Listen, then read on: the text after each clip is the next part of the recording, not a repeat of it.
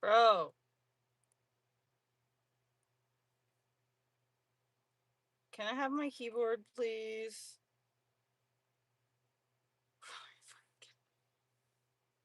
I want you to give me my keyboard.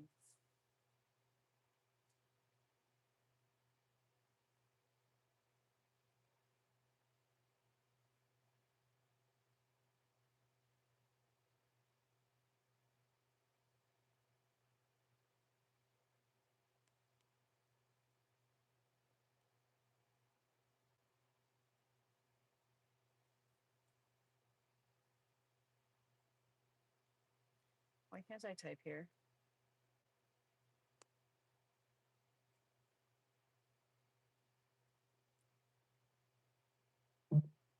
Why won't you let me type where I want to type?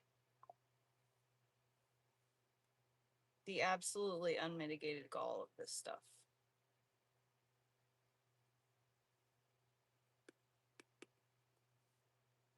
Oh, you're just gonna write it wherever you want. Got it. Okay, even though I selected it to write here, you're just gonna write it wherever you fucking want. God. It's cool. It's cool. You can do whatever you want. That's, you know. Yeah. Everything you want takes priority. That's just how it goes.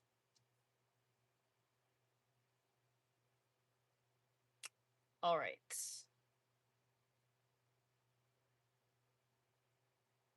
Who else am I supposed to make rugs for?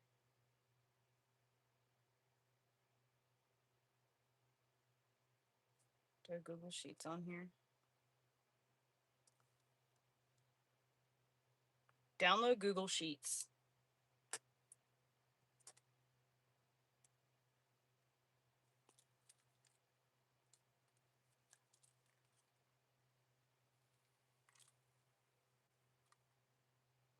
Slim, Jim, Kate, guess what? I got the house for sure, for sure. I move in June 15th. A really popular Instagram, TikTok, YouTuber shared my rugs. I made her a rug and she shared it, and my account is blowing up. My friend Christy from back home messaged me. She's publishing a book herself, and her book is about to launch. And she said that if I send her my book, she's going to show it to her publisher. That all happened yesterday. And I have like a bunch of different people who want me to make them rugs, but I can't remember all of them right now.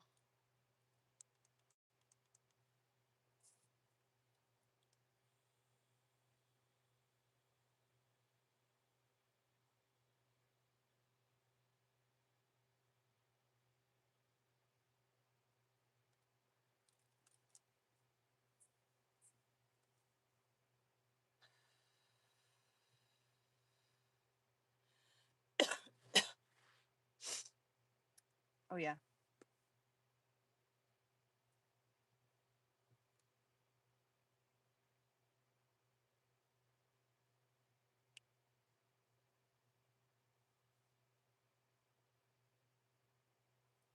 Okay. Trying to remember all the people I need to make rugs for. So, making a little list, checking it twice. I need to open up my Google Sheets so I can look at my list of projects that I'm supposed to be doing, and I will add these names to the projects. Auto. Done.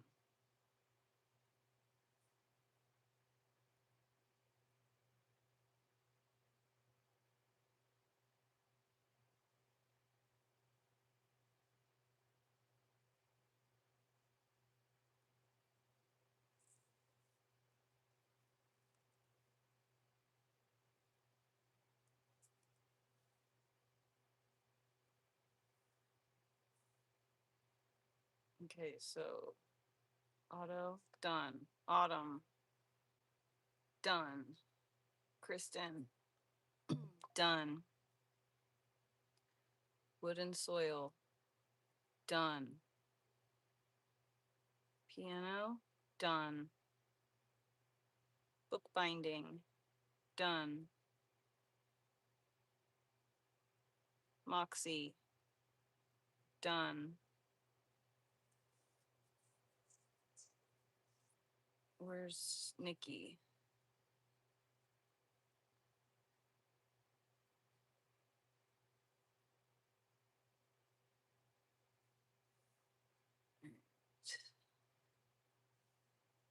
So this is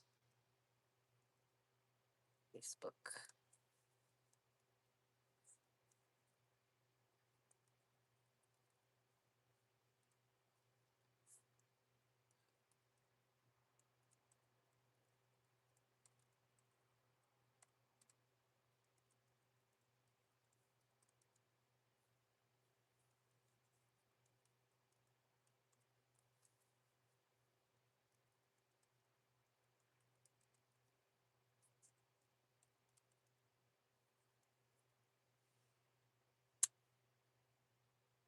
Those are all pet portraits. Insta.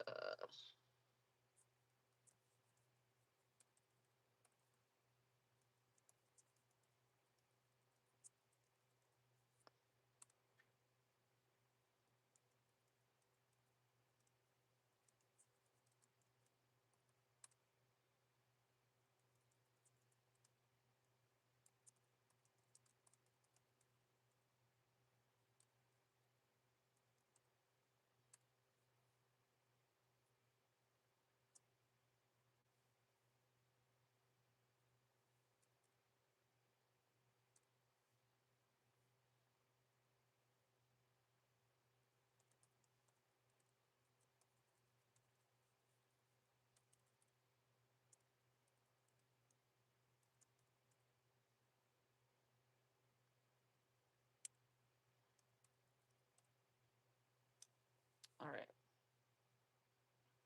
I have my list of things that I need to do. There's more that I'm forgetting right now. Oh yeah. I also need to do what is it called? Boba.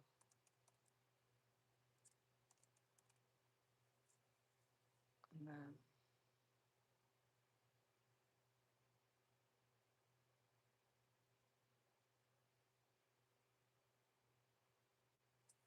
what else am I supposed to make her up for?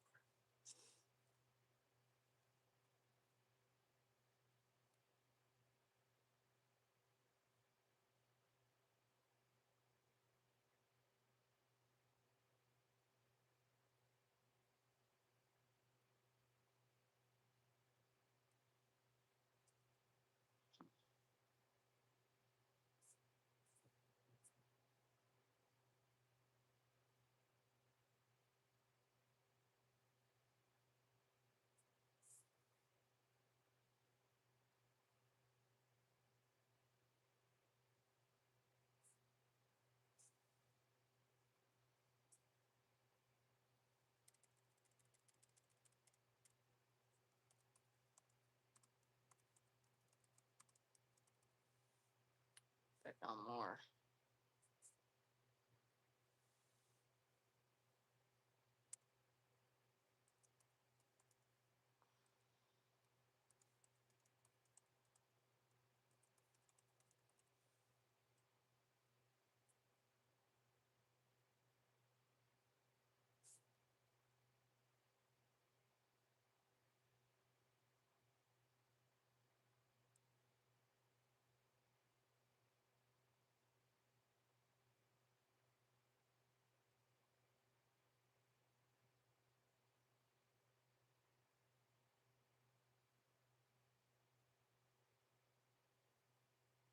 Okay, so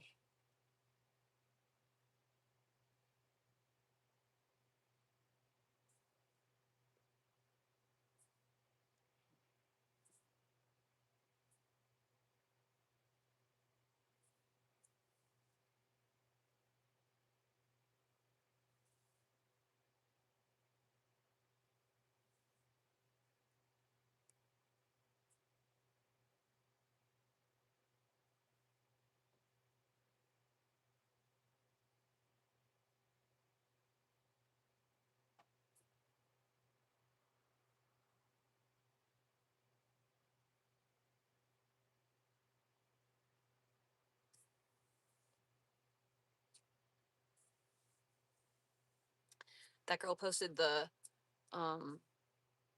video of my rug, and I got 1, 2, 3, 4, 5, 6, 7, 8, 9, 10 inquiries about rugs. That's $1,000.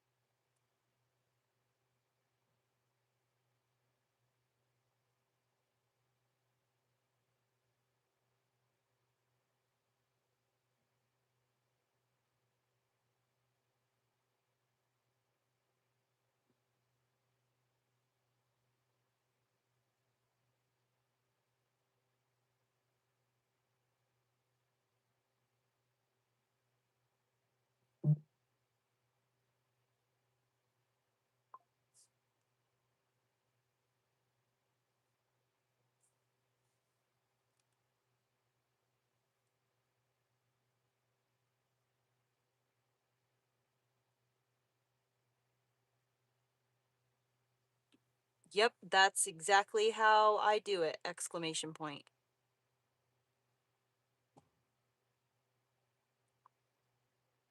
Okie dokie. Make sure to give me a few photo options. Make sure the photos are very clear! Exclamation point. I'm really excited.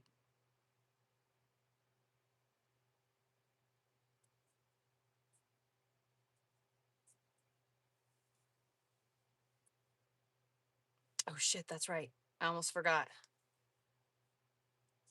2-bit.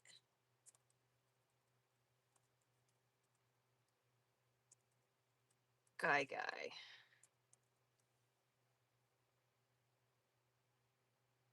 Almost forgot. I have 15 rugs to make.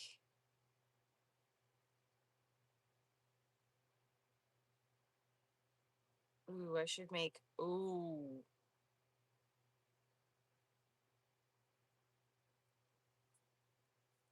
Did she ever. Did Val ever text me that? Be right back. Maybe she's on a live stream right now. Maybe she's on a live stream right now.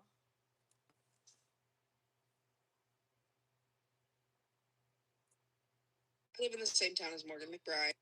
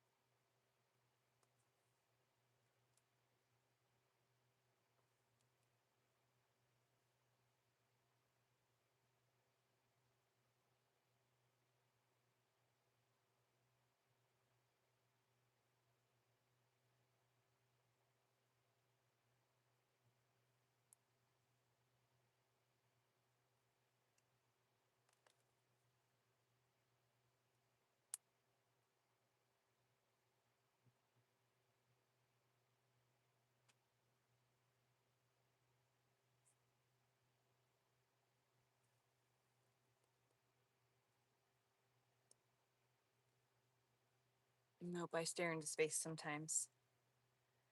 That's how I make my dreams come true.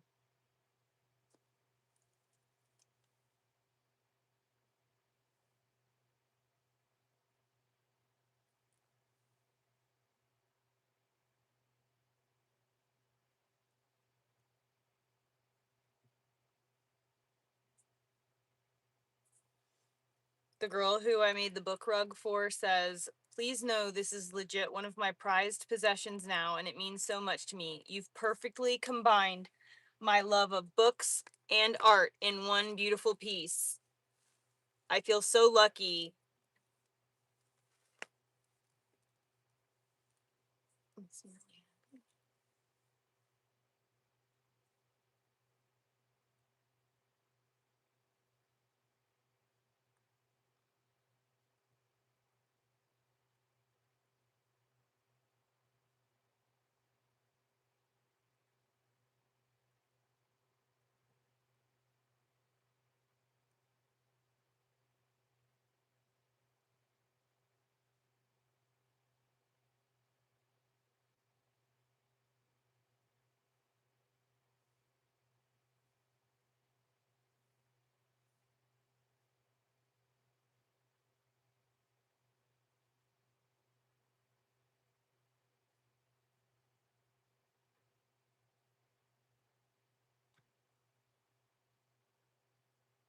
All right, I'm gonna make some of those bowling ball pins for my son right now.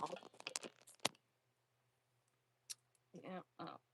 Do you see what I mean, guys? Do you remember the speech I was giving this morning about how people who just suck cannot fucking help themselves but announce it when they walk into a room?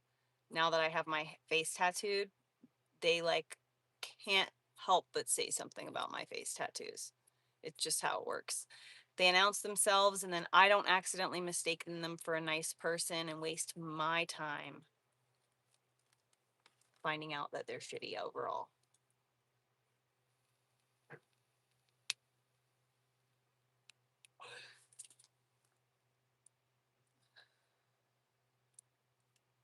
So I need to find some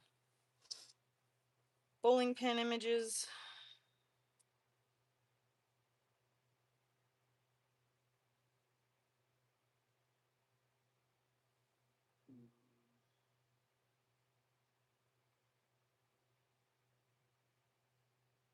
Vector image.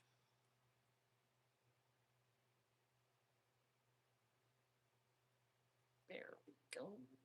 Now I don't have to do it myself.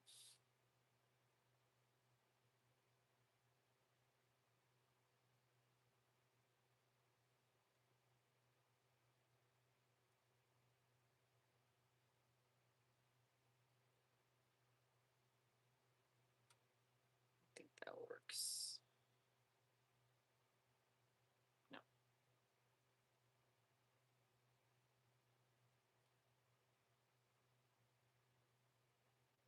Oh my god, my cat killed a fucking mouse. She brought a mouse into the bed last night and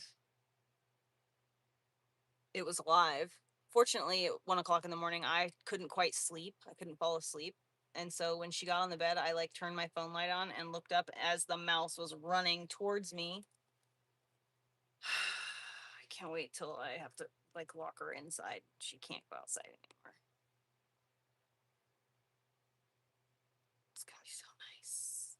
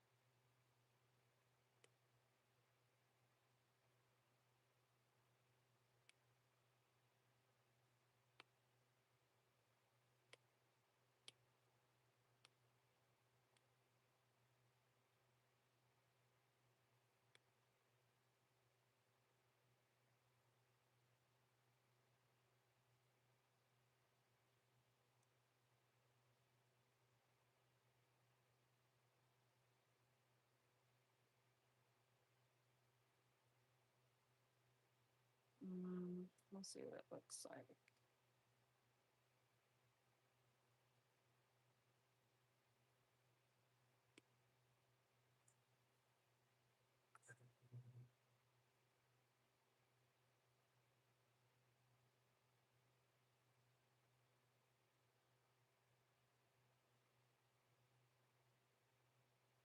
That's not what I'm doing.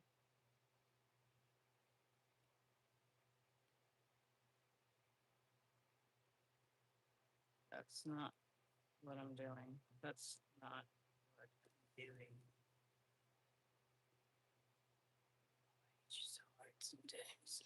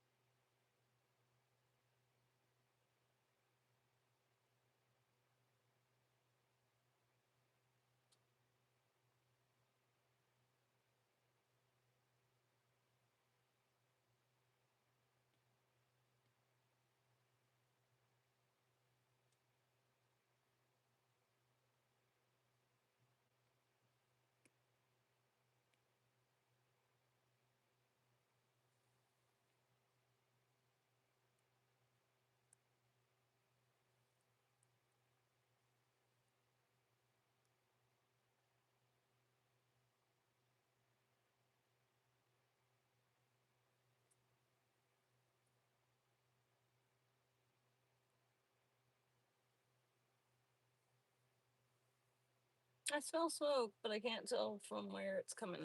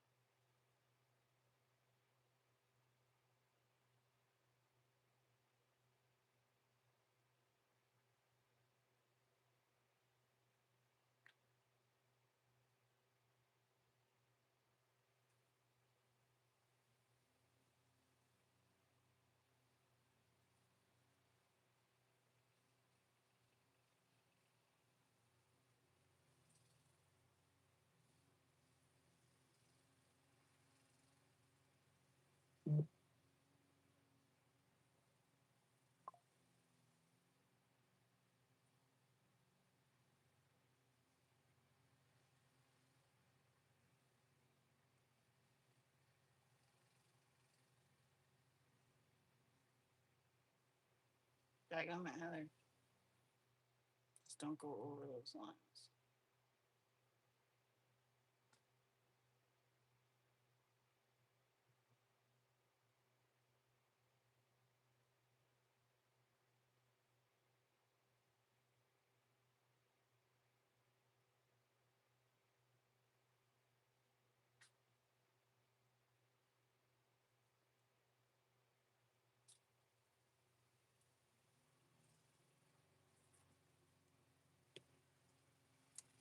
Okay, that one's done. That one started. Progress. Do do do do.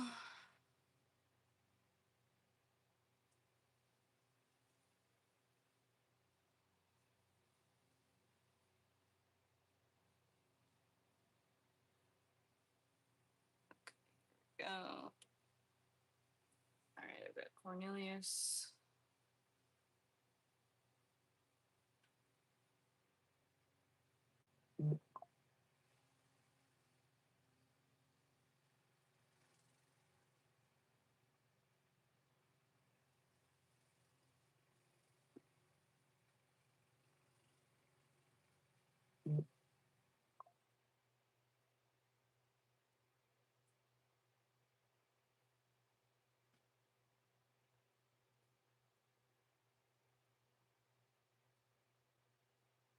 That's done.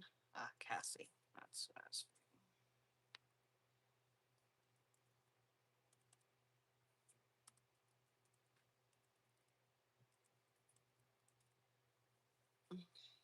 I'm hot. You're gonna go back to school? That's cool. I think everybody should do continuing education. It's very important for our brains.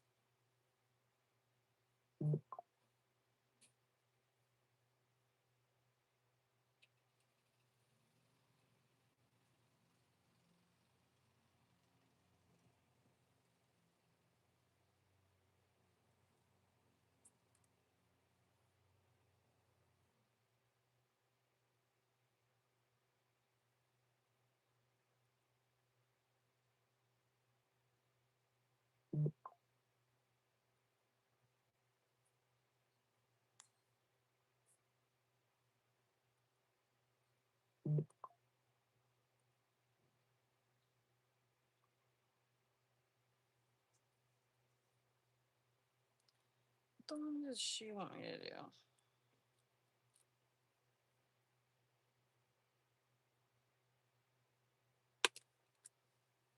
It's hot.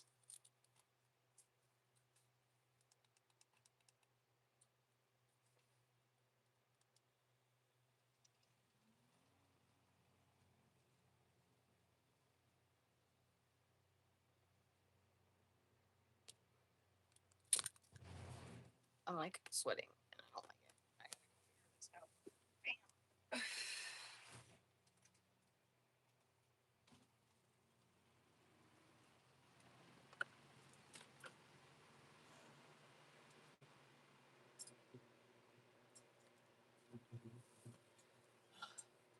Give it to me, baby.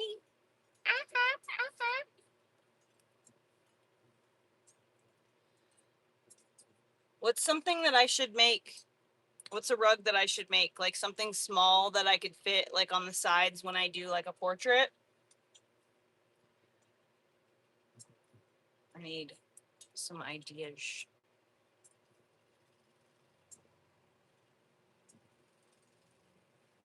I guess I could do a pot leaf for Josh. I need to do something else for Elliot. So I got the bowling pin for Elliot. And I could do maybe like a pirate coin.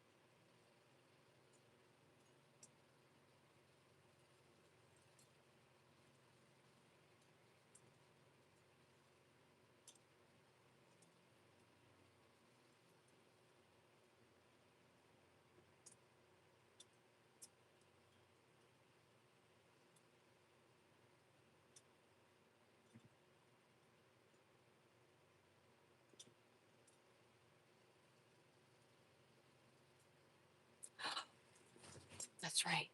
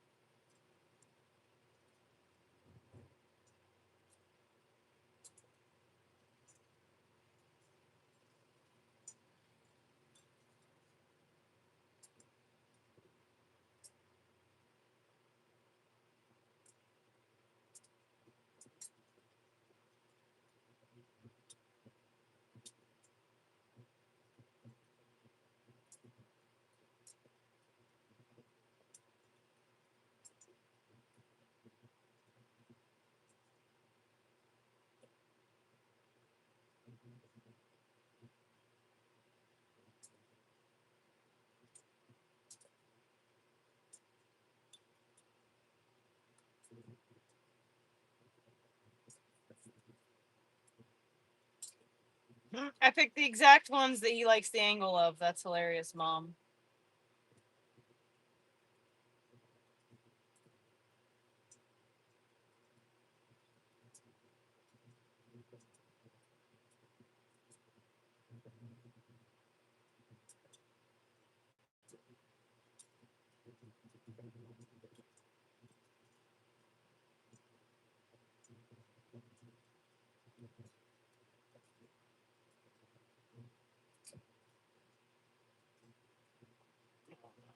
I like drawing this way.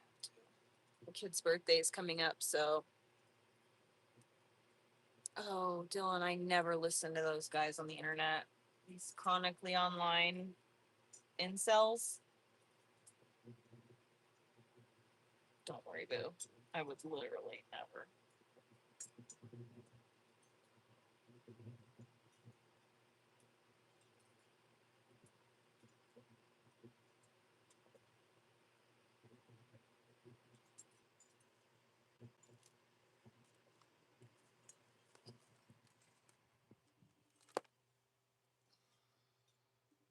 My kid's calling. Yo.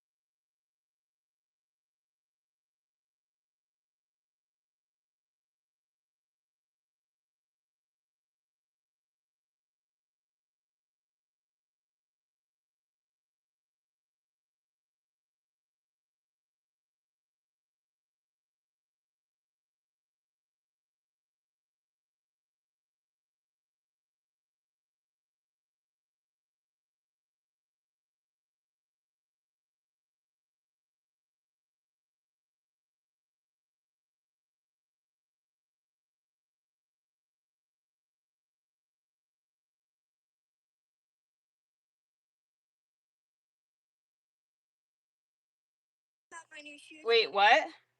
Tell them about my new shoes that I got. You can tell them right now. Pumas. I got red, white, and blue Pumas. They're nice. Pretty cool. That's crazy. What I'm drawing is red, white, and blue.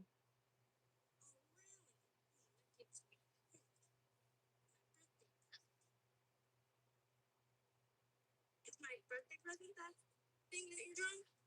No. Yes. Okay, something red, white, and blue.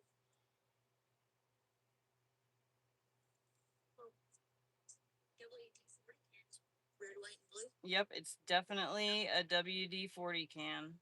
I'm joking, I was saying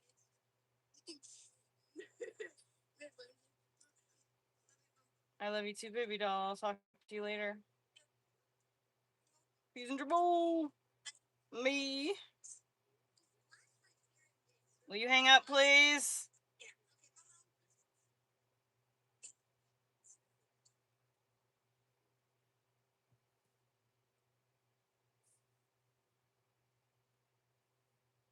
Trying to be a sneaky man, and guess what I'm making him? Bricks Minifigs reopened their store. Well, at least it says they're open on Google. As of like a couple hours ago, it used to say permanently closed, and they changed it to say open again. Someone actually emailed me saying that he actually used to work at the store. So I got on a call with him, and he said he'd be down to drive to the store and check it out. Hey man, how's it going? You said someone went to go check it out. Yeah, so I sent my sister to go look at it. She was just there 5 minutes ago. She went, pulled into the parking lot. I was on a call with her too. It's closed still. The gates are shuttered, and there's a sign on the door that says closed until further notice. BAM Corporate. It has that on the front. But right when she pulled in, a silver Ford pulled in behind her, got out, walked to the front of the store, got back into the car, and then started taking pictures of my sister's truck. Dang. Wait, this is crazy. You hear Brian's calling me right now. Can I put you on like hold for like 2 minutes? Yeah. Okay. Sorry, Brian said he was going to check out the store today, so I was wondering if maybe that was like him that was there, but he was just calling about something unrelated. She took kind of crappy photo of the girl behind her through her front-facing camera, but it looks like the manager. Really? Wait, can you send me a picture? Oh, I can't tell. Just, yeah, it's so grainy. She said it looks like her. It's not any definitive picture, but is she still there? She's not breaking. She went back to her house. Okay. She got spooked. So that's weird that they're marking the stores open and just having someone sit there just waiting to see who shows up. That's crazy. It's bizarre. These guys are bizarre. Dang, yeah. The suspense is killing me, dude. I just want to know.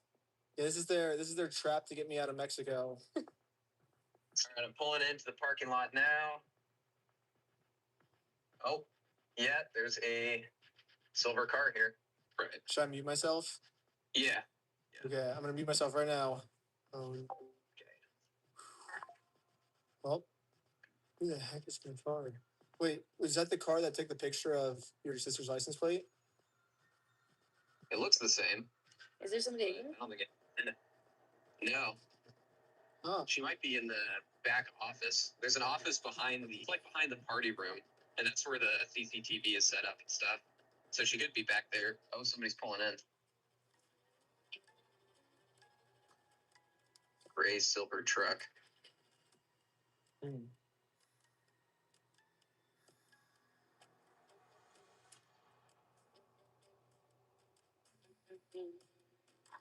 That guy's going.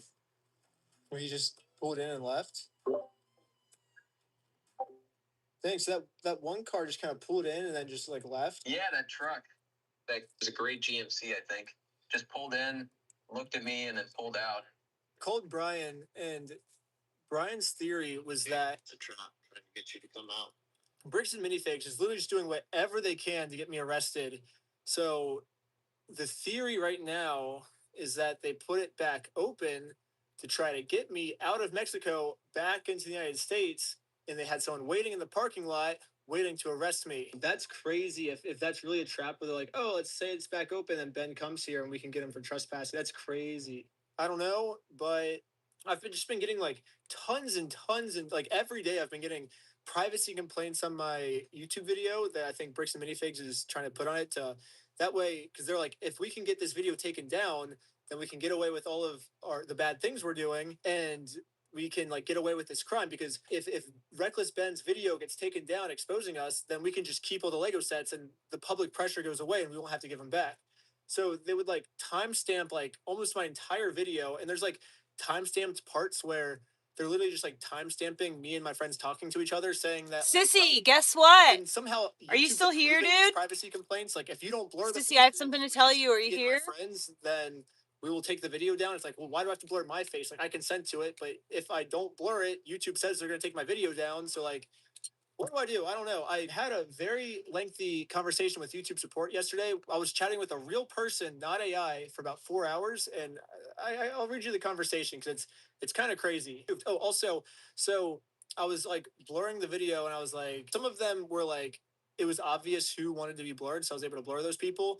The other ones, it's like I have no clue who wants to be blurred. Like, it's just me and my friends talking to each other. Like, how are they gonna?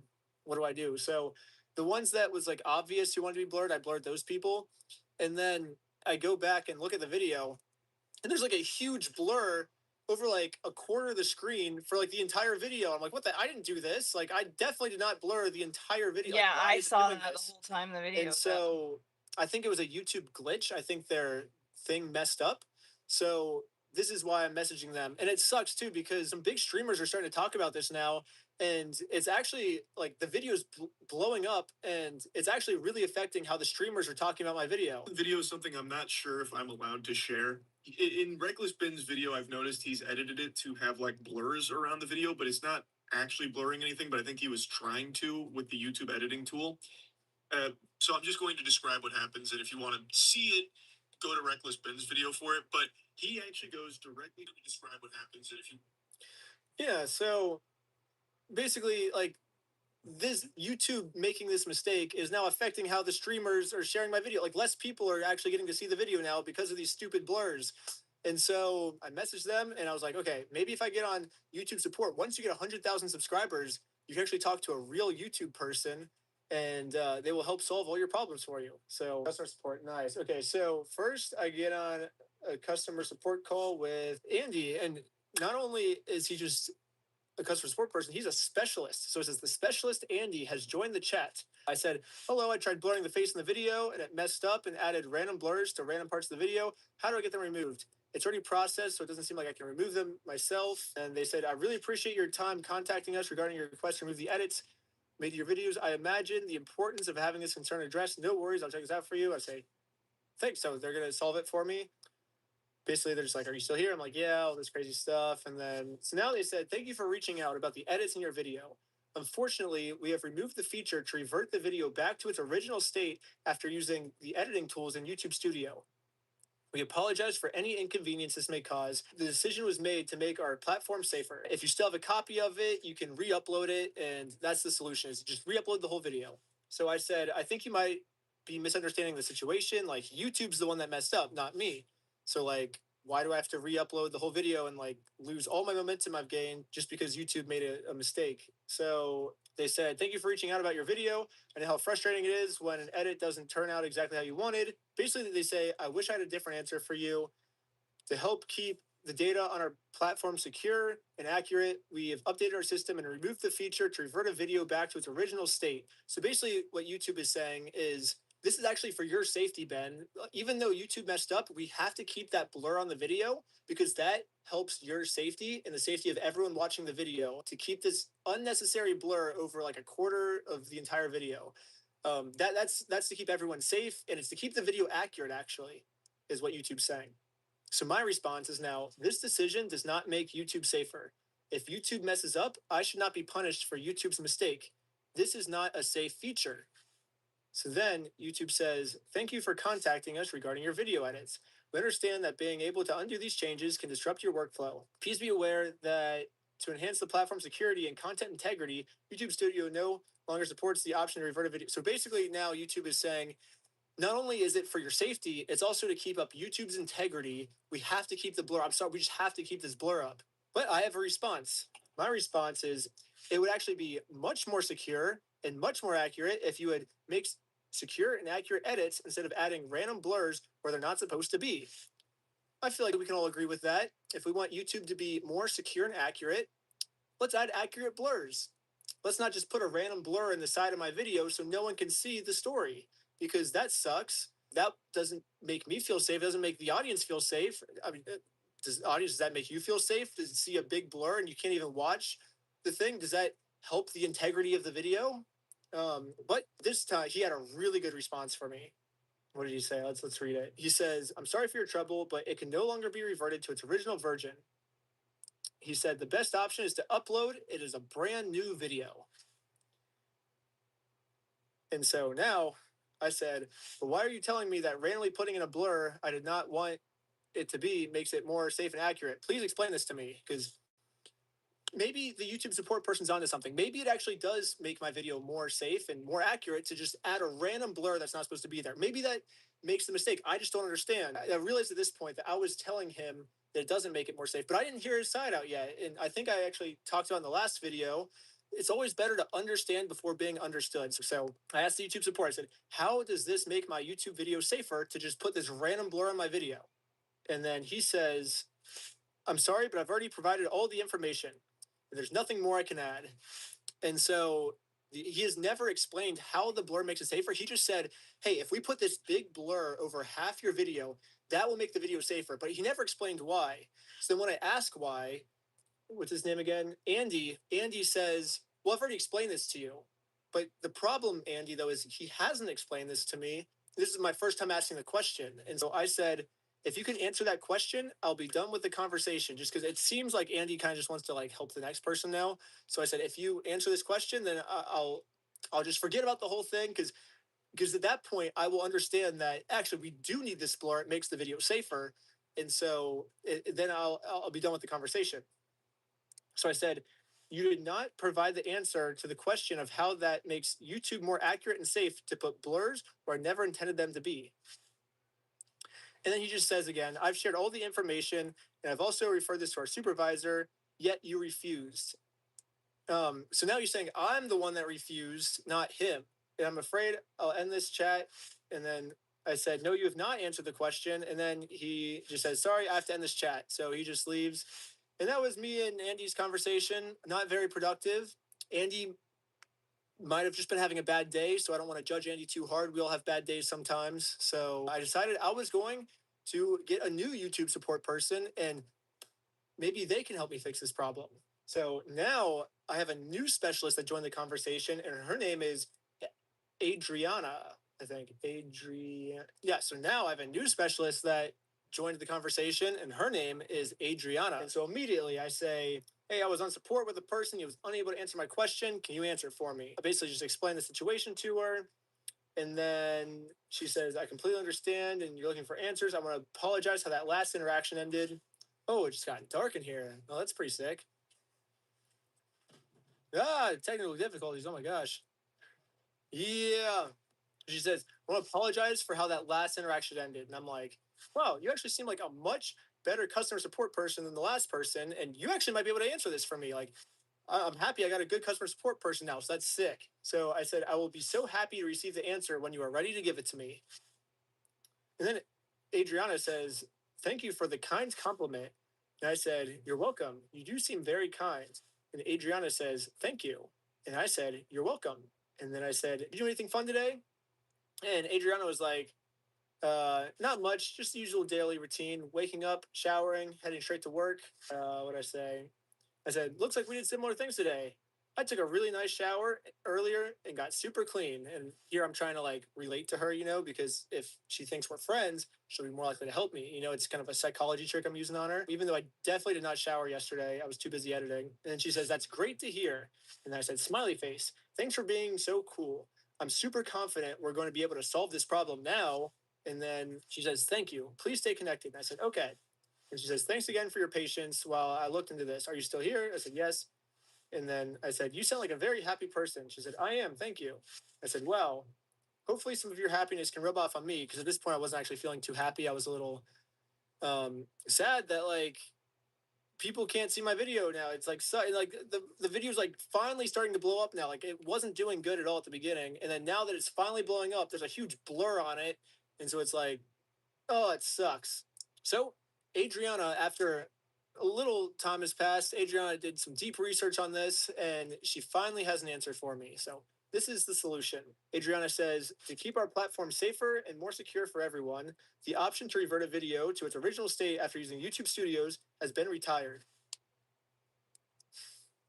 So I said, like, oh, but like YouTube's the one that made the mistake, like not me. So let's just like put it back, like I didn't. I'm not the one that did this. I said, so it'd actually be safest for everyone to fix the mistake that YouTube made, because she's trying to claim like, oh, this is for everyone's safety. Again, we have to keep the blur. So I'm like, actually, it would be much safer. Like, I think you have a misunderstanding. It's actually safer to take the blur off because it was never supposed to be there in the first place. She gives me some like weird stuff, and then she says, well, you can just. She's like, we always tell people to save the original download, so just re-upload it again. And so I said, I have the video saved, but that's not what I'm worried about. I'm worried about the video people will see. She said, it's incredibly frustrating when a glitch in the platform's tool applies to an edit you didn't ask for, and the system doesn't allow a way to undo it. So she's like, I understand that we screwed you over, and there's nothing you can do about it. And like, I understand how that's terrible for you. So I'm like, yeah. I'm like, I can't re-upload it though, because then I'll lose all my views and momentum I've gained, and it won't get pushed out to new reviewers.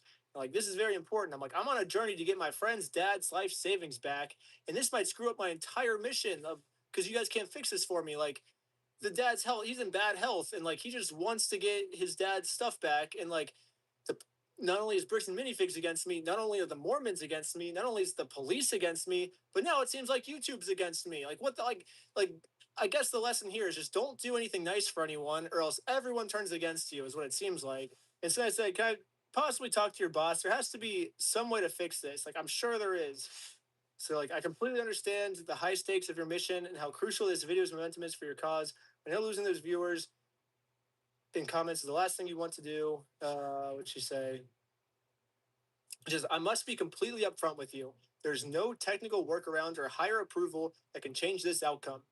The decision to permanently retire the revert to original tool is a platform-wide system limitation. And so I replied and I said, so if you're saying the CEO of YouTube made this his life mission, not even the CEO could get this blur taken off. She's saying it is impossible. And I'm trying to just prove to her, like, hey, it's not impossible. Like, it just might be really hard. And I don't like it when people lie to me. Basically, she just says, like, we can't do this. Because I think she was feeling good today. So instead of hanging up on me, she's like, I'll get you to my boss. Okay, but can you please answer like the CEO question? And then finally she's like, okay, I'll just get you to my boss. Like whatever. And so I said, okay, and will the boss be able to answer the CEO question for me? And then I'm like, hello, and they're like, hello, and then they give me all this runaround. So I said, I was told it was impossible to make the change back. However, I think that's a very bold claim. I think the customer service person was just trying to say that it's not actually impossible. Wait. I think the customer service person was just told to say that, and it's not actually impossible, like the customer support person was saying. Basically, they're just claiming this, even though that's not the reality of the situation. And I said, yes, it might be very, very, very, very, very, very difficult, and it might take way more resources than we're all willing to give to solve this problem, but I'm very confident it's not impossible. Impossible means it can never happen no matter what. Like, if everyone on Earth was going to die unless we get this blur off, I'm pretty sure we could figure out a way to get this blur off. I completely understand where you're coming from, and I understand why you would ask that CEO question. So at least I understand the CEO question, which is I was kind of afraid they wouldn't understand. Say, I see the point you're trying to make, and I appreciate your perspective. I said, well, obviously we wouldn't have to get like the CEO involved. That part was just like to prove it wasn't impossible. I said, I just want our conversation to be factual, and saying that it's impossible doesn't seem to be a factual statement. I'm like, I just want to have a conversation that's in reality. Let's just say it's hard. Don't say it's impossible, because it's not impossible. Am I going to like teleport to Jupiter right now? No, that's impossible. Am I going to live to be 10 billion years old? No, that's impossible. But getting this blur off, I don't think it's impossible. Basically, you just end up saying like, hey, like if you send us like a raw video, we'll see if we can like revert it back to the original. And basically, I need a YouTube rep. That's like the only way I can solve this. The only problem is I can't reach out to YouTube and be like, hey, give me a YouTube rep. I'm having these problems. what happens is like once a creator gets big enough as a content creator, then YouTube reaches out and is like, hey, are you getting problems with this? Like, is our aim? Because basically what a YouTube rep is like they just help out YouTubers when their AI messes up. And they want to make sure that the AI doesn't mess up on their big content creators because that'll make them mad and then they'll leave the platform. And so the problem with me is I'm not a big YouTuber yet. So no one from YouTube has reached out to me. So basically, I guess the reason I'm making this video is like if anyone knows how to get a YouTube rep, the YouTube AI has been screwing me over ever since my journey on YouTube. I think every single series I've made on YouTube for the last 6 years, I've had at least one or two like core videos get taken down that just screws up the entire series. And that's why like I've never really been able to like actually make money on YouTube is because it's like the AI just screws up everything every single time. When I did the pyramid scheme, I got my entire, it was like a 4-part series. Every single part, except for one of the videos, got taken off YouTube because they thought I was promoting the pyramid scheme. They're like, your video is promoting a scam, even though I was doing the opposite. I was actually trying to take down a scam. And so because the AI got confused, they took my video down. When I did the cult video, they were saying some like hateful things. I said, hey, saying these hateful things are bad. But YouTube took down my video because they said I was promoting hateful things and that I was encouraging people to use these hateful words and stuff, even though that's not what I was doing. I was doing the opposite of that, actually. And then, same with the McCamey Manor, 2 of the McCamey Manor videos got taken down. And it said for scam material, and it was in a part where I was showing that there was no rats in McCamey Manor. I'm pretty sure that doesn't break YouTube's terms of service to show an empty cage and just say, hey, this person is lying saying that there's thousands of rats in this cage. There aren't actually any rats. This is a scam. I don't think that, like, why would they take my video down? Because so this happens to me every series, and now it's happening to me again. It just, I always get screwed over. I'm always so close to going viral, and then right before I go viral, YouTube just says, hey, Reckless Man's going viral. We got to stop that. That's no go. We can't have that happen. And usually, I think the reason this happens to me a lot is because I'm exposing bad people, and this is a loophole bad people use to silence criticism, which is me. So I'm criticizing bad people, and then, oh, if they make a false privacy complaint against my video, then my video gets taken down and they can keep getting away with their crimes. Every single time it's worked against me, and I've never done a series that hasn't been affected by this. And this Lego video, they're doing the same thing again. And the problem is because my videos get taken down, I can never become a big enough YouTuber to get that YouTube rep. And so it's kind of the same thing Bricks and Minifigs has been doing to Brian. You know, it's like, let's steal all his stuff and then we'll use his money to hire lawyers so we don't have to give it back to him. Literally the exact same thing. If you want to see part 2, go to patreon.com/recklessben. Video, we're working on part 3 right now. It's almost finished. And once it's finished, then part 3 will go on Patreon and part 2 will go on YouTube. So part 2 will be on YouTube very soon. If you don't want to pay for the Patreon, don't worry. It's just for early access. And if you want to buy some merch, go to www.westealfromoldpeople.com. It's the best business in the whole world. And if you have any old people, we will definitely steal from them for you. And then we're just going to basically just do what Bricks and Minifigs does. We thought the Bricks and Minifigs business model was so genius, we had to steal it. And so, yeah, if you have any old people, we'll steal from them for you. And yeah, I guess come back for the next video.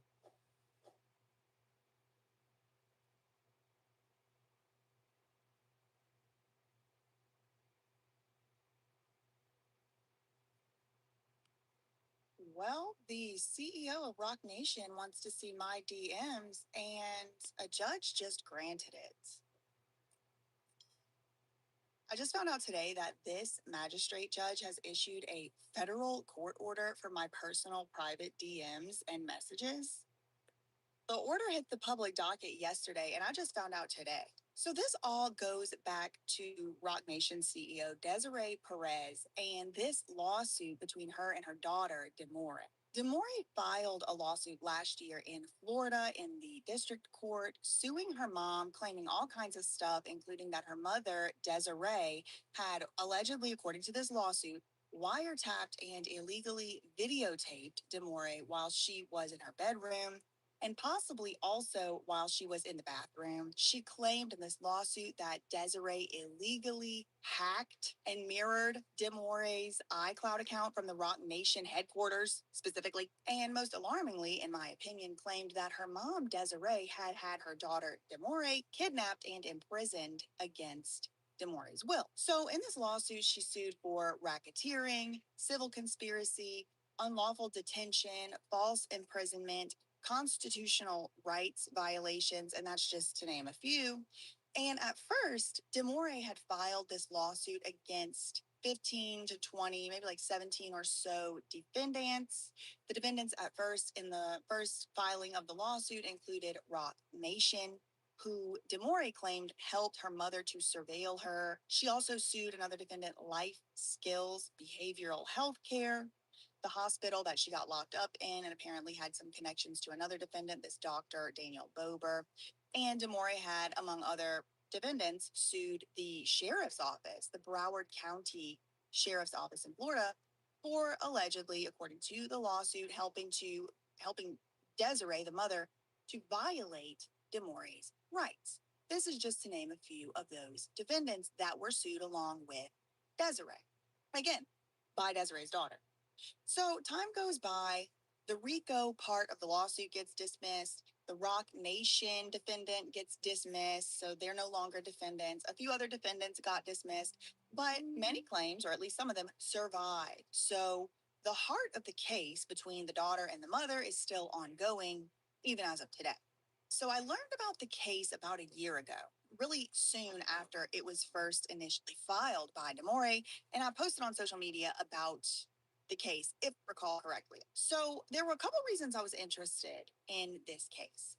Number one, I had already heard of one of these defendants, and that is Life Skills Behavioral Health Treatment Center, whatever it was. The reason I had heard of this Life Skills place was because Bam Margera from Jackass put a one in the live chat or in the comments if you remember. Let me know if y'all remember the whole Jackass series and the Bam Margera and all that. But I was covering Bam Margera and his conservatorship, and he had made very similar allegations to the ones Demore was making about this place, Life Skills. He basically said same thing. He got locked up there against his will. He actually so-called supposedly had to escape from that place. You were reported missing. Yes. From Life Skills. Yes. Okay. They they called on Saturday. Who did? Life Skills? Life Skills. Did they find me here? Hold on. From you? Listen, hear me out. Did they call you? No. Find me? No. No. Okay. But Life Skills is the place that called and reported him missing, just to clarify. He claimed that he was held there and needed medical attention. He had broken a bone, his leg, his arm, something, and he needed to go to the hospital. They wouldn't let him in. At Life Skills, I broke my elbow falling down the stairs on new medication, and they wouldn't call me an ambulance, so I hopped the wall there, hiding in bushes just to hide from two Life Skills vans. Anyway, so they were already on my radar. They were already in the web. And not only that, I had also talked about the topic of Jay-Z and Rock Nation before as well. So when this Demore Hadley case comes out, she's suing the CEO of Rock Nation and Rock Nation for false imprisonment and illegal surveillance. I mean, of course, I'm interested, and I start retweeting and sharing or whatever. So in the meantime, or at some point close to when I learned about the case, Demore herself reached out to me, basically inquiring if I would want to interview or expressing her interest in doing an interview on my channel. I normally don't do interviews on my channel, but this case and the topics and all of that just so closely aligned with the things that I like to advocate for that I was happy to interview her. I wanted everyone to know her first-hand experience of going into one of these centers that I had already heard about, Life Skills. I think it's way more valuable to have someone like Demore who has gone through the situation to talk about their first-hand experience than it is for me to just talk about how it could be. So that was one reason I was really happy to interview her, even though I don't normally do interviews. I also wanted to reaffirm publicly my stance on forced rehab. I don't think it's a good thing, pretty much ever. I can't really think of any good reason to do it, and most of the time don't work. I don't like forced rehab or forced substance treatment for many reasons. This is one of the major themes of all of my advocacy, going all the way back to my first case on the internet, which was Free Britney. So that was another reason I wanted to reaffirm and give an example. Look, this is what happens when you do forced rehab. This is one of the cautionary tales of the things that could go wrong. I personally found Demore to be credible. I found her to be believable. And I was happy to interview her for that reason. And I also wanted to have discussions and just ask and answer questions about the topic. And it's a matter of major public interest and concern. So shortly after that, sometime in June 2025, about exactly a year ago or so, I do interview Demore on StreamYard here, and she had absolutely no input at all whatsoever on the edits. She did not make any suggestions. She did not make any requests other than asking me to redact any of the personal information that was included on any evidence or documents she sent to me to back up her claims. Medical information specifically, address. She basically didn't want me to dox her. That was basically her whole entire input on the whole video. She had no say in the editing. She had no say in the process. She had no say even in what we discuss. I'll link the video down below if y'all want to see that original interview. So anyway, I do interview her. She didn't have any input. And at the time she asked me, when we were doing the interview, she asked me if I could think of anyone else who might be interested, any other content creators, any other advocates online who might be interested in interviewing her as well. And immediately comes to my mind Rabbit, Down the Rabbit Hole News.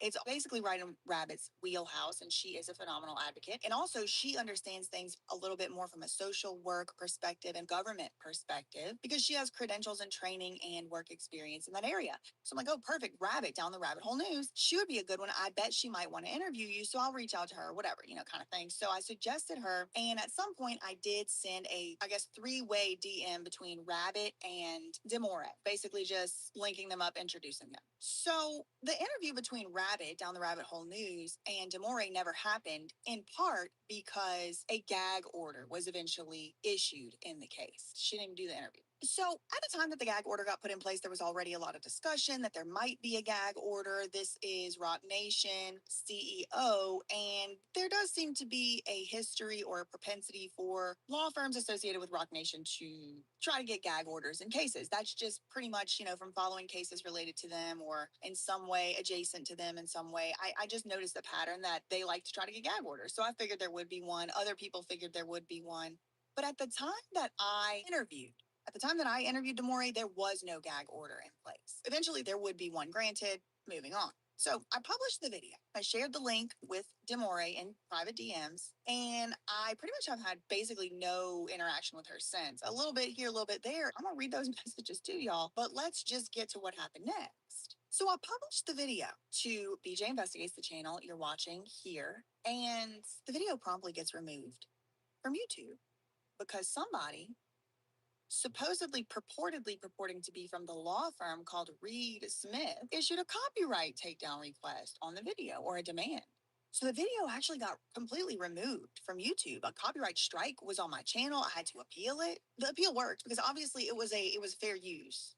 The claim was like, I believe, if I recall correctly. I mean, now this has happened many times with this Reed Smith. They were claiming that they owned a picture that I had used, and I don't even remember because, like I said, it's happened so many times. The last time it happened, which wasn't this video, by the way, the last time it happened, it was on a video about Desiree Perez being pardoned by Donald Trump for crimes.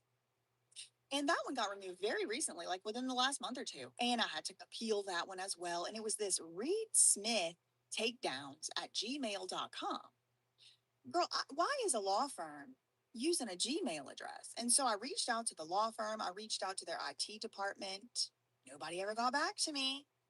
I reported it that I think this is like someone's impersonating Reed Smith. But anyway, they said Reed Smith takedowns at gmail.com. They struck it. Whatever. It got taken down. The video interview I did with Demore originally was copyright struck and got taken down. I believe that demonstrates to me retaliation against me for having the audacity to let this woman, Demore, talk about her firsthand experiences. I consider the copyright strike to be retaliation. Now, it has gone away. Thankfully, there was a way for me to remediate it, but whoever it was did not want that video out. But my brain works in patterns. I notice patterns, and I did kind of always anticipate someone might try to do something like this, specifically, namely, any party associated with Rock Nation, including Desiree Perez, the CEO. Now, remember, she's the one getting sued here in this lawsuit. So, since I published the interview with Demore in June of last year, I have essentially had no substantive interaction with her. I think that this is a chill on my free speech. It's chilling. And it's certainly, the copyright strike has had a chilling effect on my exercising my right to free speech. Because how am I really going to get redress here? I'm going to go sue them. I'm going to go through courts against Rock Nation's CEO? Probably not. The one who got pardoned by Trump because she's that powerful? Probably not. It has chilled my speech, though. And again, I don't know. Again, I do know who copyright that video. I don't know what Reed Smith takedowns at gmail.com even is. It's very unfortunate that this is how it works. And it's also pretty isolating, if I'm being honest, to know that any of my messages with anybody can just be subpoenaed like that and blasted across the entire world because I'm content creator. Why is it that I have less rights to privacy than the next person? I'm a human being. Those are my messages coming from me. Anyway, I digress. So I kind of knew that Desiree Perez was probably going to try something like this. I always kind of had a little bit of a feeling. So as a result, I basically ceased and stopped communicating with Demore. That's the reason, because my speech was chilled and I was afraid of something like this happening. And come to find out, something like this has now happened. I don't think there's really a way to understate how weird and like kind of like violating it is to, as I mentioned, have my messages plastered across the world because I dared to provide a place for somebody to talk about a firsthand experience from their perspective. I mean, there were disclaimers. There was, we don't know this to be a fact, all alleged until proven in court, all of that. It could just be, okay, who cares? All your text messages, all your not text. It wasn't text, it's like DMs. But all your DMs could come out. Now, sitting here today on Tuesday, June 2nd, 2026, the order is already in the books. There's nothing I could do about it. I had no choice. I had no notice. I had no opportunity to be heard on whether perhaps my privacy interests might outweigh the speculative relevance. Entirely speculative relevance, by the way. Nobody knows what's in the messages. Oh, but you're about to know what was in mine. The relevance to this case whatsoever is not only speculative in fact, but the judge, her own self in the order, even describes the connection to this case as, quote, attenuated. But somehow, some way, that's more important than my privacy rights or my ability to even make an argument that I don't want my messages out there. In any event, the messages the judge has ordered are going to be coming out. Everybody's going, I'm going to be exposed. Betsy's just exposed. And you know what, y'all? I mean, truly, I'll be damned if I'm going to watch some academics type read my stuff off a court document for the world to see. No, no, not it. I refuse to be violated in such a way, not I. I'm pleased to inform you that I have nothing to hide and I have done nothing wrong. And neither, by the way, has Demore Hadley, from what I could tell. I don't see anything she's done wrong either. So I'm going to show y'all. I'm going to show y'all all the messages. We're going to read them together. Yes, we are. So here's the order right here from the judge. This came down Friday. As you can see, it says, quote, communications between Demore and social media personalities about Desiree Perez and or this lawsuit must be turned over to Desiree. And when I'm reading this, it's kind of vague. What do you mean, social media personalities? Like I said, kind of vague. So let's go to the original request. This is the request for production of documents. This was filed in around Christmas time last year, December 23rd, 2025. And who does this court order apply to? Well, read the list right here. Demore Docket, Tasha K, Vegeta of Gag City, Vegeta Barb, Jaguar Wright, Xavier Durasso. Then there's me, BJ Investigates. That surprise witness JD, Milagro Elizabeth Cooper, NBC6, and ABC. So that's who this order by the judge applies to. All of our messages on social media platforms about Desiree Perez or the lawsuit. So which platforms are included? Well, the judge does say all messaging platforms available to plaintiff, which is Demore, and the judge specifically includes WhatsApp, Instagram, TikTok, and X. This is a magistrate judge, by the way. So the magistrate judge then goes on to say, quote, or other social media platforms that enable direct messaging. So all messaging platforms available to plaintiff, including WhatsApp, Instagram, TikTok, and X, or other social media platforms that enable direct messaging. Girl, I mean, do they want a blood sample too? They want a retina scan? They want to install a Neuralink too? They want to know what I have for breakfast tomorrow? They need my shoe size? They need a stool sample? I mean, at this point, I'm like, hold on, hold on. I know this. Anyway, girl, they're coming out. So to add insult to injury, the judge admits that Desiree's reasons for even wanting these private messages is weak. Specifically, like I said, the magistrate judge calls Desiree's basis for requesting these DMs attenuated. But they're coming out. So I'm going now. I had kind of like lost focus on this case, but I'm now going to most certainly be going through every single one of these documents that I just referenced here, line by line, word for word, on my live channel called BJC Live Show. So make sure you are subscribed to the BJC Live Show because we have some court documents to read now. Anyway, so fast forward to today, and I find out that there is an order for my personal private DMs for Instagram, X, WhatsApp, TikTok. I don't remember if I messaged Demore on TikTok or not, but I don't have access to that app right now. So I want to pull up the Instagram, X, and WhatsApp. So here we have the Moray Hadley Blackbird 0572. These are chats from Instagram. You can see they start at June 8th. On these message unavailable ones, I believe these are like stories, like the content may have been removed or whatever, like, or maybe, I don't know, maybe she deleted it. I'm really not an Instagram message expert. I started sending her some stuff because I'm trying to show her how this is a pattern, how this is used against people, and how there's certain language that gets used and things like that. This is around June 13th. And she says, "Who are they?" There was just a story that I had posted. It was just a story. So they disappear after 24 hours. I checked back in with Demore about Rabbit Down the Rabbit Hole News. I said she would love to interview you. Again, that interview never ended up happening. She says, "Okay, yeah, this, that, the other." Y'all can pause and read. Some of this stuff's irrelevant. Some of this stuff, you're welcome. What can I say? What can I say except you're welcome? Some of this stuff is not in any way relevant to the lawsuit or Desiree, but I'm going to overshare because I have nothing to hide and I have done nothing wrong. And neither, from what I can tell, has Demore.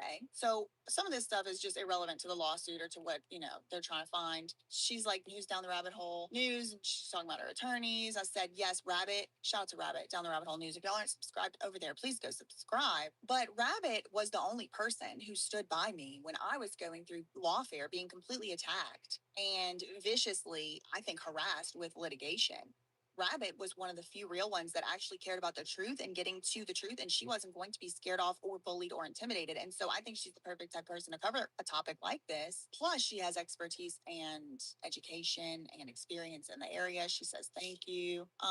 Okay, so some of this stuff is just stuff that either she had to delete because of the gag order, or maybe it was stories that are no longer showing. Thank you. Okay, so then eventually I post a trailer on BJ Investigates, this channel, announcing I will have a video coming out. Demore was doing many videos at the time. She did an interview with Jaguar Wright. I think it was a series. She did an interview with Xavier. She did many interviews with people around this time, Tasha K. And she, on June 17th, she seems to like the trailer. Trailer is phenomenal. Thank you. Look at these. Look at these scandalous messages. Ooh. So this June 19th is just apparently her posting some of her own body camera footage. Maybe she sent that to me. She replied to me posting a thumbnail for the video. Do you see her anywhere saying what I should post, what I should say? No, she was surprised to see the trailer. "Oh, that's great. Awesome." And then Nicki Minaj started tweeting her. I'm sure Desiree Perez was just shaking in her boots over that. She's excited about Nicki Minaj tweeting her. Who wouldn't be? Like, isn't this so violating that they could just have this, like, all is gonna all whatever. Here y'all go. Here y'all go. Ooh. I'm like, oh my God, Nicki Minaj is tweeting you. She says, "I can't believe it." Hopefully she wants to connect. She wants to share her story, and I think she has the right to do so. Can we all agree? What's she's doing that's so bad? Also, please, if you can send me the Bam Margera body cam. My investigation team told me to ask you. That's no secret. She has an investigation team helping her with her lawsuit. I'm like out of town. Hopefully, the Nicki Minaj thing works out. She's like perfect. She explains why she wants the Bam Margera body cam, because maybe they can see some type of similarities between her case. Again, they were at the same treatment center, Life Skills in South Florida. Yeah, here's the publicly available body camera footage. Here you go. She's like, "Thank you. You've helped me. I love the edits. I made her feel like she had her voice back." Again, do you know anyone else who would want to interview? Tell them to reach out to me. I'm not gagged. She's like, "I'm not gagged at this point. No gag orders, so I can do interviews. Nothing is wrong with what she is doing. Tell them to reach out. I'm not gagged. Thank you again." And I'm like, oh, look, the video has now over 60,000 views. I was very excited to be sharing advocacy and opinions and perspectives on issues of very extreme public importance and firsthand experience for Demore. She's excited. I'm excited. She starts to share that she's doing other interviews. Good for her. Because y'all remember, the things that she's accusing her mother of are like egregious, like having her falsely imprisoned, having Javon, her husband, falsely arrested, accusing him of heinous and horrible crimes, dragging him through the courts and trying to get criminal charges on him. I mean, she's trying to speak out for her protection. She told me that. She said, "I'm not trying really to get money. I am trying to show people what's being done to me because we cannot handle it anymore." And I don't think anyone could. She's saying again, look at Nicki Minaj's story in Twitter. Nicki was talking about it. Now, at this point, I'm good and chilled. All right. I'm good and scared. I think at this point, I already had been copyright struck, maybe not, but you can even see it in the messages here. Hey, girl, Gen Z attorney asked how he could contact you. He wants to collab with you. Shout out to him. I've seen many of his videos. He asked me for an interview, but I can't interview because I'm gagged. So here she is demonstrating that she is following a gag order. I never did an interview with Gen Z attorney. I never reached out to him because at this point, my speech had been chilled. I had said all I could say, and I wasn't interested in being abused or facing negative consequences for exercising my rights that I wasn't going to be able to defend against. She's like, I love your video. This is pretty much it. She offers to help with copyright strike stuff. I never reached out for that because I was able to just counter it myself. Thankfully, it didn't need to happen. This is it. This is all that's all of the Instagram messages that we have between each other. Let's get to WhatsApp, shall we? Hey, it's me. Thought it would be easier to talk here because you've been literally claiming you were hacked, mirrored, unlawfully surveilled, and I don't want somebody's iCloud being able to just see everything I'm doing. But here we are anyway, so whatever. Here you go, y'all. Here's the encrypted, so-called encrypted images. They're just planning for the interview. Nobody's telling me what to do. I said, it's up to you. You think we should do tomorrow, whatever? I said, actually, you know what? It's not up to you no more. I took the matters back to my own hands. I said, actually, I think we should do a pre-recorded video tomorrow at 6:30 because I was anticipating there might be technical problems. I didn't want there to be too much, riffraff. I didn't want any bots to come bomb into my chat. I've had that happen before where I've been retaliated against on a live stream where people tried to get my fundraiser shut down. So I was like, let's take out all of that ability. Let's just do it pre-recorded. She's like, thank you. Yes, I've been through so much. I said, I'm happy to help. I'll look through the rest of the court documents. That works. She said, maybe you can also fill me in on Bam. A few people have been mentioning him. So I sent her the link to the StreamYard. She sends me some stuff that I had asked for, including her links and to her socials so I could share them with people. I'm asking her logistics. How do you have these things stored? My editor needs the body cam footage. Can you send it over? I mean, this is the scandalous PR that Desiree Perez trying to act like Demore was directing anybody to do something. Does it look like she's directing me to do it? If anything, I'm directing. And it was nothing to be directed. It was a question answer. Y'all can go and see this yourself. This is really, really tremendous. I'll tell you that. She's like, I'll send you some other stuff to verify my claims. Here's going to come the hair follicle test. Also, she starts to imply, she says this to me. I interpreted this as like hyperbole, like she doesn't know for sure if her mom hired a blogger, but she's saying, look, there's this girl out here saying some lies about me, and I just want to let you know that's not true. Here's the hair follicle test. I sent you the results. She's like, can you please? She's like, oh, also, I have these medical records from my primary doctor, and those all came negative as well. She did not, I don't believe, send me those. I don't think I got those. I just got the public filed hair follicle test that she had included already in her lawsuit. Maybe mine was unredacted just so she could prove it was for her. I don't even exactly remember, y'all. This is all a blur. Here's the messages though, right here. Okay, so what else? Let's go to Twitter. Let's take a look at those Twitter messages. Let's see if she's telling me what to do over there. This is where she reached out to me. Would love to interview with you. I said, are you free tomorrow morning? She said, thanks for reaching out. We can get on a call. I'm like, look, here's my schedule. What's your schedule? This is, I guess I kind of went out of order here. But these were the first communications we had. She's showing me that she did interviews with Jaguar. I posted the trailer. She said, I posted it everywhere. It's amazing. Check your WhatsApp, emails, and Instagram message. So see, we were kind of texting on all three, and that's why I'm reading y'all all three. She said, I was writing to you everywhere. Let me know when the interview is out because I want to post it. This is, again, showing to me, I wasn't letting her dictate even when, she didn't even know when it was coming out. This is it. She didn't even know when it was coming out. Let me know when it's going to come out so I can share it. Not let me know before you post it.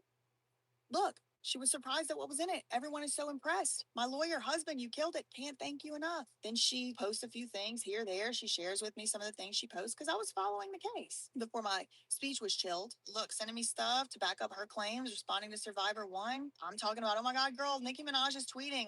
What an exciting day. Hashtag girl things, girlhood. Nicki Minaj retweeted you. Oh my God. They mentioned our interview in a legal filing. So see, at some point I would have known when my name was being mentioned in legal filing. She's like, today again, Nikki's tweeting today. No, oops, sorry. I just was seeing it. I don't see everything in real time. I sent her an email, something she asked me for, the BAM body camera footage, public record.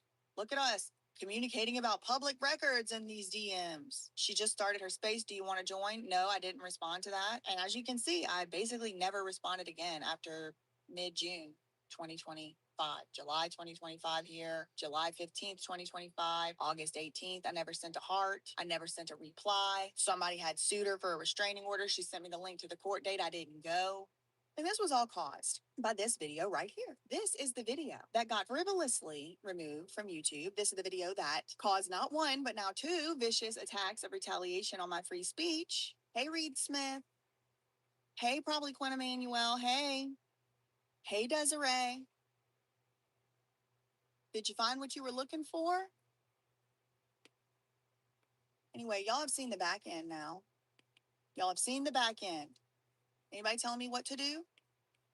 Anybody campaigning and coordinating any attacks over here?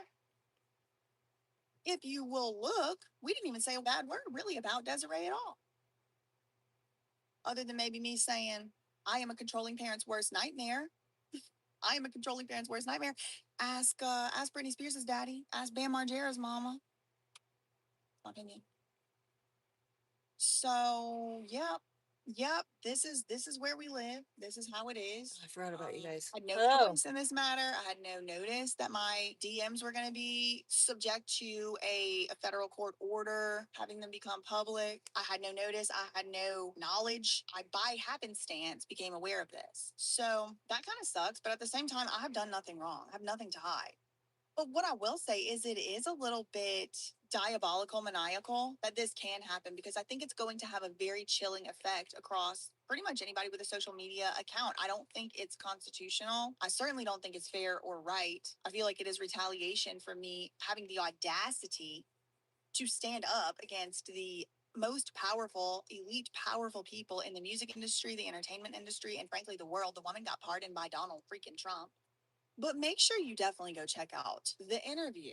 Okay, make sure you go check out the interview that has the CEO of Rock Nation so desperate to get into my DMs. It seems like, what does she want to come in the bathroom next time I need to go into the bathroom? She wants to come sit on the toilet while I take a shower and talk through the shower curtain. I mean, girl, there's other ways. Subscribe to my live channel too, because I'm going to be going live up there on these documents now.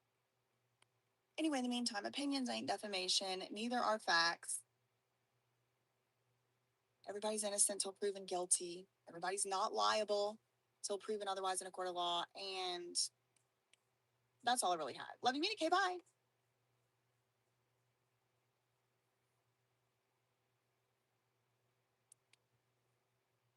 Welcome back to the Emily Show, Law Nerd. We have a lot to talk about today with regard to the Netflix video.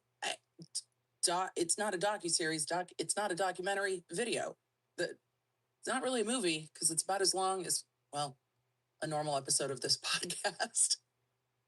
But you have been asking me about the crash, and today we are going to talk a bit about it. So if you are familiar with this particular video or others that have covered it, because there have been episodes of numerous shows that have covered the prosecution of Mackenzie Shirilla, then don't worry.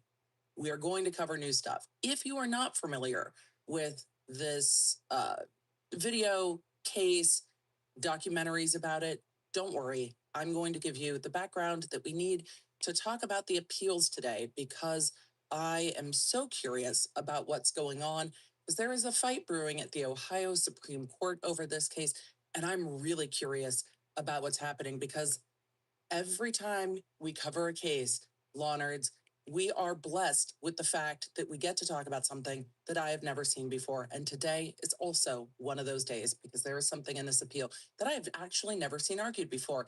And I want to talk to you about it. So if you are curious about the appeals going on in this case and what happens next, don't worry, I've got you covered. We're going to take a look at what's been filed in court and stick to the facts, because it seems but there's a lot of other stuff that has happened in this case, and I know there is no way I am familiar with all of it because, well, I took a look at the Netflix episode when y'all started asking me about it. People started talking about it because I didn't cover this case when I was covering other things when it happened in 2023. So today is our day to dive in together. So let's get into it. I'm legal analyst Emily D. Baker. Yes, also a lawyer. And this is The Emily Show. I break down the pop culture, entertainment, and high profile cases that we're all talking about. I know you want the facts, so let's get into it.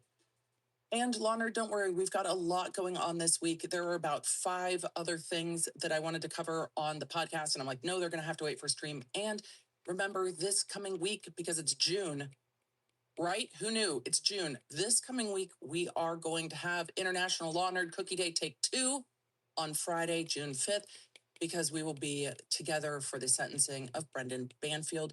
So don't forget to get the Law Nerd app so you stay in the loop with that sentencing coming up on Friday. There's a lot to cover on stream this week, and you're not going to want to miss any of it.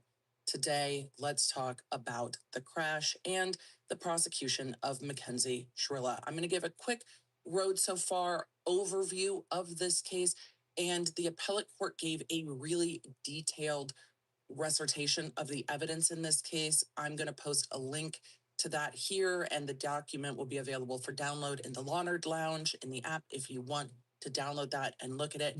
But it has been covered so much that I felt that the overview was probably most helpful as we get into the appeals.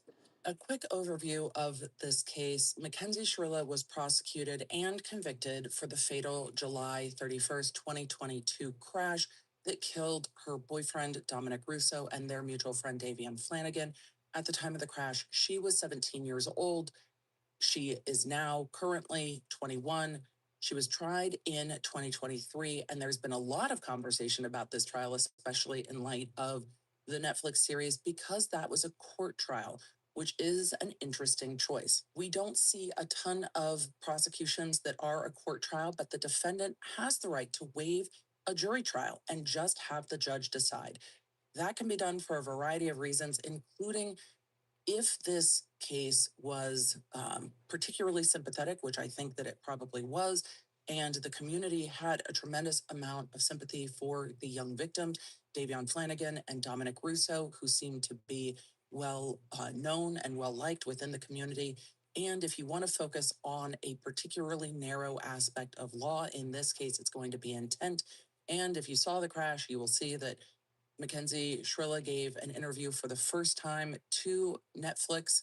Um, and I think that that was an interesting choice, but her fervent hope is that everyone understands that this was unintentional. This was not intentional. It was unintentional. She doesn't remember what happened, but it was unintentional. And I don't throw too much shade at her saying she doesn't remember what happens. That's not uncommon in serious and fatal and near fatal vehicle collisions. It is pretty remarkable that she survived this collision, and there might be things that she doesn't remember. I don't know if everyone believes that, but that's not really the point for today.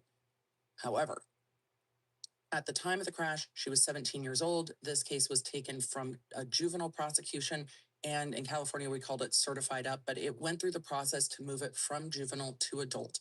One of the questions I had is that in interviews with the prosecution, we saw the prosecution talking about this being an aggravated murder, being originally charged as that kind of murder plus, but it didn't go to trial that way. And it turns out that in the process of moving it from juvenile court to adult court, the juvenile court did not find that they had met the threshold for an aggravated murder. So when it went forward to adult court and to be prosecuted and tried in adult court, those charges weren't even presented to grand jury because the juvenile court had removed them and the prosecutors did not add them back in. If they were even able to do that, I think that's probably the right choice, um, given the circumstances of this crash. So in 2023, she had a court trial. I imagine that was so the defense could focus on that narrow aspect of intent, but the court found her guilty of all the counts that she was facing, which were a substantial number of counts, including 4 counts of murder, 2 different murder theories for 2 different victims. So 4 counts of murder, of course, she can't be sentenced on those. All they merge, but there were 2 different theories of murder. One being felony murder, that the murder happened in the course of another felony. She was also convicted of 4 counts of felonious assault for the driving here and 2 counts of aggravated vehicular homicide, as well as several drug-related crimes. But there were 3 different theories, essentially, of murder that she was facing at trial, and that included a unlawful killing of another, the killing of another during the course of the collision, during the course of the felonious assault in the collision, and then the 2 counts of aggravated vehicular homicide and the drug counts. She was ultimately sentenced to concurrent, that means at the same time, 15-year to life sentences, which means she'll first be eligible for that in 2037, but at some point she'll have to sit before a parole board and indicate that she had good behavior while in custody. She has not gotten in trouble while in custody. She has rehabilitated. She has taken what she has done seriously, shown remorse, and is ready to make different choices going forward based on the interview we've seen, which the parole board will be aware of. I don't know if she's there just yet, but maybe that'll change between now and 2037. However, she is maintaining her innocence. The defense has been pursuing numerous appeals, and we are going to be talking about those today because her first round of appeals have already failed and been denied. And the second round of appeals are very interesting to me because the court has deemed them untimely. And the arguments regarding the untimeliness, I am fascinated by. But the facts surrounding this crash involve her vehicle going over 100 miles an hour into the side of a building, a brick wall, no effort to brake, no easing up off the pedal. And we saw the similar types of reports we saw in the Karen Reed case with the black box from the vehicle recording 5 seconds before the crash. And the car never showed any easing up off of the accelerator that was depressed at 100% up until the time that the vehicle hit the wall. So other arguments that have been posited in the docuseries, though were not brought up in trial, were whether or not she had a medical emergency. However, I don't find discussion of that super helpful in our purposes because the defense did not present experts to determine and present evidence that there was a potential medical emergency that caused this crash. And because that was not presented at trial, it doesn't factor into the appeals here. So it's not really for us to determine because if there's a defense there, my thought is that the defense would have presented it. There's always the possibility that they could not find an expert to say that this was, in fact, something that could have caused this collision. So let's talk about these appeals. The first appeal I am just going to refer to as the appeal on the merits instead of referring to it by its final numbers, which are 6-7. I know, 6-7. I know. We're going to call it the appeal on the merits. That's the appeal that we've covered in a lot of other cases where the appellate lawyers bring in a list of the trial court ruled this wrong, the trial court didn't do that. An appeal based on the merits of the case. That is different than the appeal that is going forward now. The appeal on the merits of the case was determined in September 2024, and spoilers, the conviction was affirmed. Otherwise, we wouldn't be talking about another appeal going forward, would we? I want to look real quick at just what points the defense was arguing in bringing this appeal. And to do that, we are going to take a look at the table of contents here, which gives us a really good overview of what the arguments were brought by the defense, because I've seen a lot of questions from the law nerds, because the law nerds are, you guys are smart. You know the law. You're curious. What are they appealing? Are they asking for ineffective assistance of trial counsel for not bringing a defense about a medical or potential medical event? What are they arguing on the merits? Let's take a look. Their first argument, which is called assignment of error in Ohio, is that the juvenile court erred when it concluded that the state presented sufficient credible evidence to demonstrate probable cause to believe that Shirella purposely and or knowingly caused the deaths of the victims. So the first argument is that this shouldn't have been found to have met enough evidence to get from juvenile court to adult court to be tried. Remember, the juvenile court did remove some of the murder counts that had originally been filed. Their next assignment of error is that the state failed to introduce sufficient evidence to sustain the convictions in violation of Shirella's right of due process. There's not enough argument. There's not enough evidence here. There's not enough evidence presented by the state. There's not enough evidence here. This violates the constitutional rights. Insufficient evidence.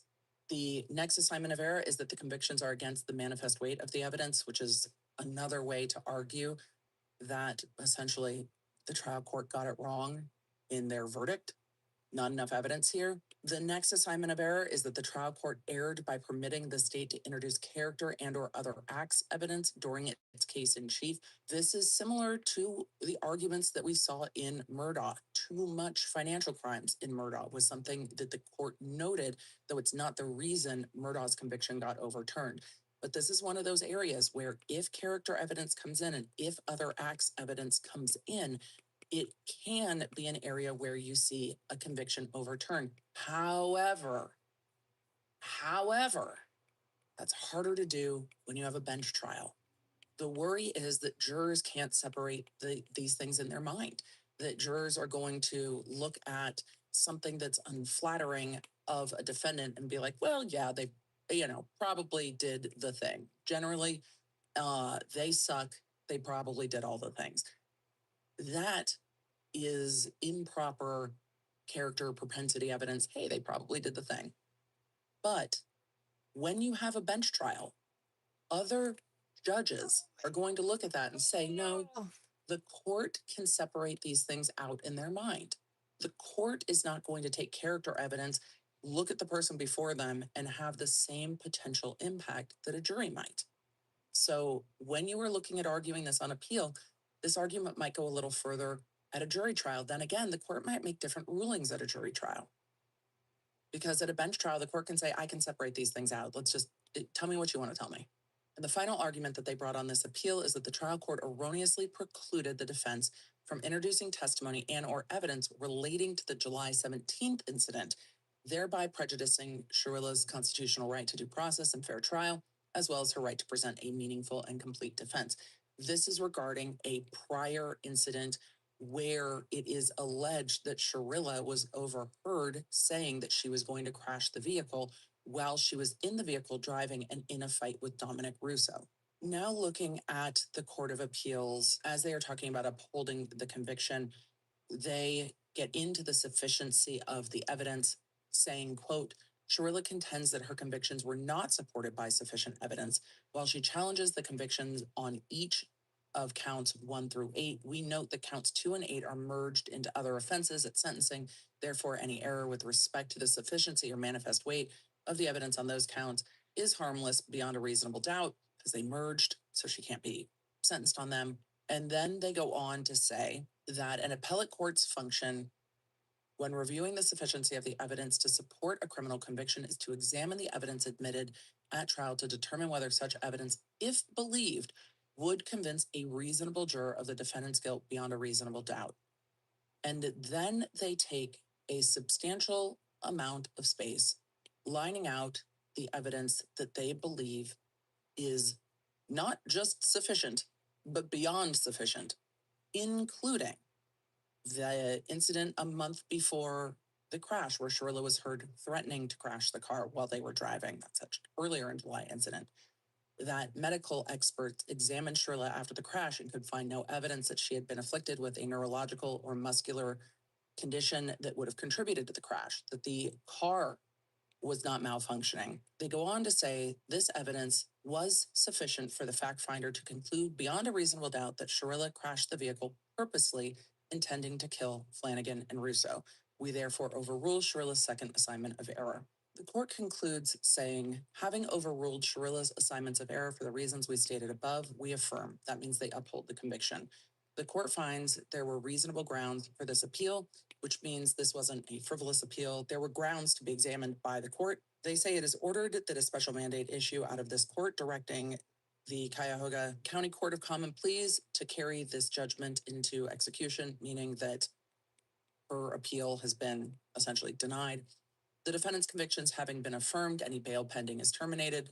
It's probably already done given the sentences, but might not have been. So in September of 2024, the Court of Appeals denied the appeal, affirmed the conviction on the merits. And then you had a subsequent appeal noticed in the trial court. And that is where we hit some interesting legal arguments.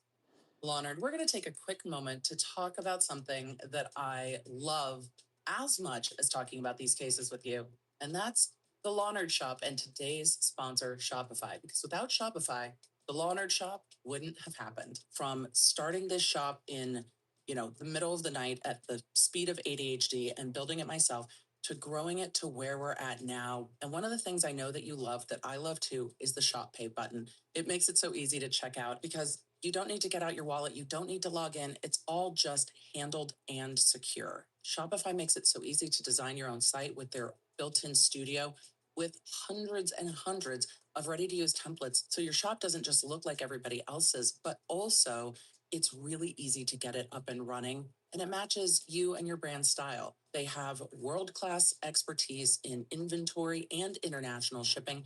Plus, they can handle your returns.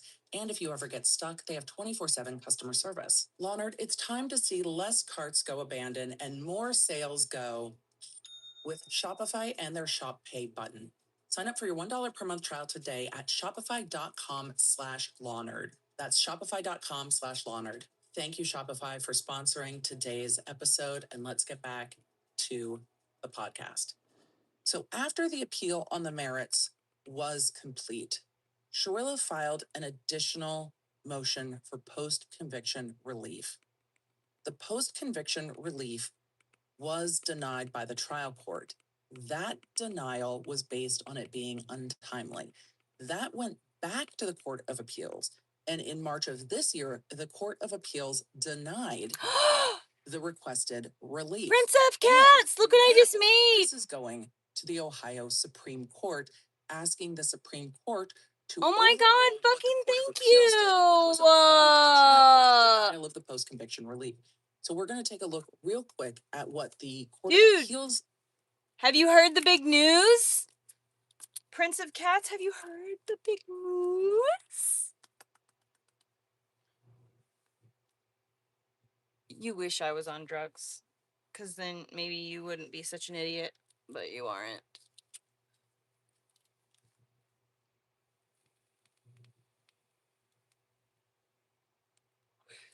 Prince of Cats, I got a fucking house. So I have been looking for like a year and a half for a house to rent, and I finally found one, and I'm moving in 12 days. Look at the projects I've been working on. I'm doing this commission for someone. I'm gonna do the dog. Let me remove it's not finished, but that's what I've got so far, the mock-up. The guy whose dog it is plays with these knives a lot. He's here on YouTube. His name is 2-Bit Volley Song. So I'm going to do that doggy for him. Then I've got another cat commission. I made a simple logo for myself tonight. I got my son's birthday presents. That's what I just finished. The Herbie, that's for my kiddo. His birthday present. I bought Elliot bunk beds for his birthday too, for our new house. So pretty excited about that. What else do I have to do? Oh yeah. Be right back. I have to send a picture to myself. My next puppy commission. Old Luke.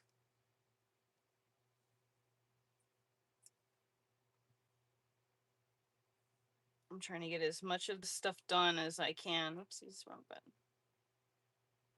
So I can catch up and get ahead.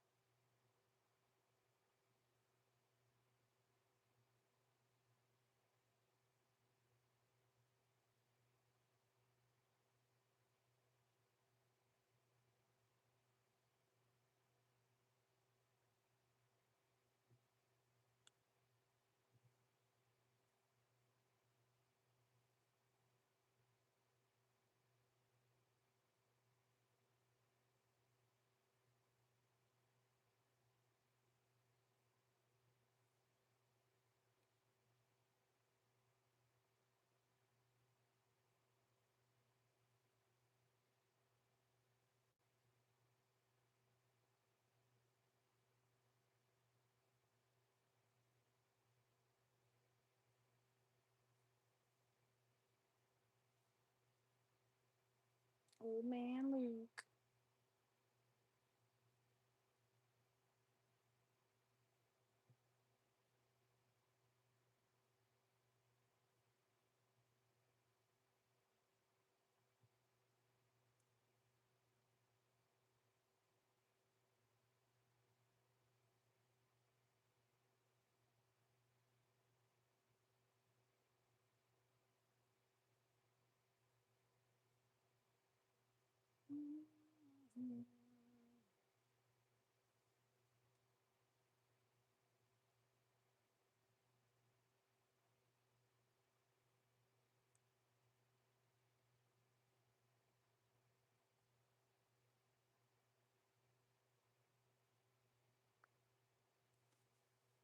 Okay, I gotta go to bed.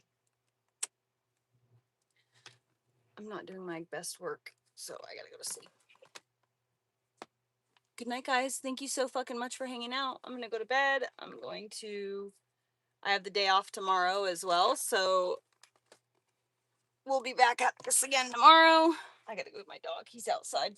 I love you guys. Thanks for hanging out, and especially thank you to Pizza Cats for your amazing donation. I super appreciate it because I'm moving and I need every single dollar I can muster. If you want to buy a rug, I would super be grateful because I need to make money for my move. Oh, I have a hiccup. Bye.